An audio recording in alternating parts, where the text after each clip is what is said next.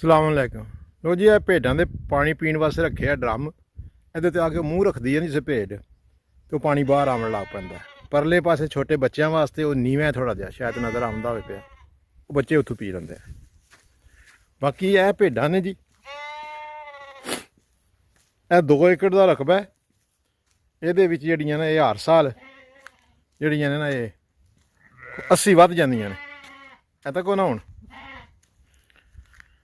ਇਹ ਘਾਹ ਇਸ ਤਰ੍ਹਾਂ ਪਾਏ ਆ, ਉਹਨਾਂ ਨੂੰ ਪੱਠੇ ਇਸ ਤਰ੍ਹਾਂ ਪਾਏ ਨੇ ਕਿ ਉਹ ਤੱਕ ਲੋ ਜਾਲੀ ਦੇ ਵਿੱਚੋਂ ਆਪਣਾ ਚੁਣ ਕੇ ਬਾਹਰ ਕੱਢਦੀ ਪਈ। ਜਾਲ ਲਜਾਇਆ ਹੋਵੇ ਉੱਤੇ ਛੱਤ ਤੇ, ਬਾਰਿਸ਼ ਹੋਵੇ ਤੇ ਗਿੱਲਾ ਨਹੀਂ ਹੁੰਦਾ, ਸੁੱਕਾ ਭੋਏ ਵਿੱਚੋਂ ਕੱਢ ਖਾਂਦੀਆਂ ਨੇ। ਐਂ ਦੇ ਨਿੱਕੇ ਨਿੱਕੇ ਬੱਚੇ ਨੇ, ਐਤਕੀ ਦੇ ਢੇਰ ਹੀ ਸਾਰੇ ਹੋ ਗਏ ਨੇ। ਇਹ 80-90 ਸਾਲ ਦੇ ਵਿੱਚ ਵੇਚਦੇ ਨੇ, ਅਗਲੇ ਸਾਲ ਫੇਰ ਰਾਲ ਪੈਂਦੇ ਨੇ, ਬਲਕਿ ਜ਼ਿਆਦਾ ਹੋ ਜਾਂਦੇ ਨੇ। ਇਹ ਤੱਕੋ ਸਾਰੇ। ਇਹਦਾ ਕਮਾਲ ਕੀ ਹੈ, ਇਹ ਤਾਰ ਹੈ ਜਿਹੜੀ ਮੈਂ ਨਾਲ ਜਾ ਰਿਹਾ, ਇਸ ਦੇ ਅੰਦਰ ਨਾ ਮੈਂ ਜਾਂਦਾ ਤੇ ਨਾ ਭੇਡਾਂ ਬਾਹਰ ਆਵਣ ਦੀਆਂ। ਇਹ ਹੈ ਕੜਿਕ ਕੜਿਕ ਕਰਦੀ, ਦੇਖੋ ਇੱਥੋਂ ਕਰੰਟ ਜਾਂਦਾ।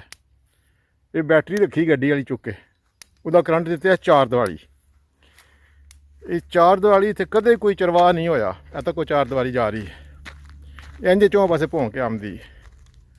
ਭੇਡਾਂ ਇੱਥੇ ਹੀ ਰਹਿਣ ਦੀਆਂ, ਆਪੂ ਹੀ ਪਾਣੀ ਪੀਣ ਦੀਆਂ, ਆਪੂ ਹੀ ਚਰਨ ਦੀਆਂ, ਆਪੂ ਹੀ ਪੱਠੇ ਖਾਣ ਦੀਆਂ, ਆਪਣੇ ਇਹਨਾਂ ਦੇ ਬੱਚੇ ਦੁੱਧ ਪੀਣ ਦੇ। ਕੋਈ ਦੁੱਧ ਨਹੀਂ ਇਹਨਾਂ ਦੇ ਕੋਲ ਲੰਦਾ। ਇਹਨਾਂ ਦੇ ਬੱਚੇ ਜਿਹੜੇ ਪੀਂਦੇ ਨੇ, ਜਿਸੇ ਨਹੀਂ ਪੀਂਦੇ ਦੁੱਧ ਆਪੇ ਸੁੱਕ ਜਾਂਦਾ। ਐਰਵਾਲ ਸਾਰਾ ਕੋਠਾ ਹੈ। ਮੈਂ ਅੱਜ ਤੱਕ ਇੱਥੇ ਨਾ ਇਹਨਾਂ ਦਾ ਮਾਲਕ ਨਹੀਂ ਵੇਖਿਆ, ਪਰ ਮੈਂ ਤਕਰੀਬਨ ਰੋਜ਼ਾਨਾ ਹੀ ਆਉਣਾ ਇੱਥੇ।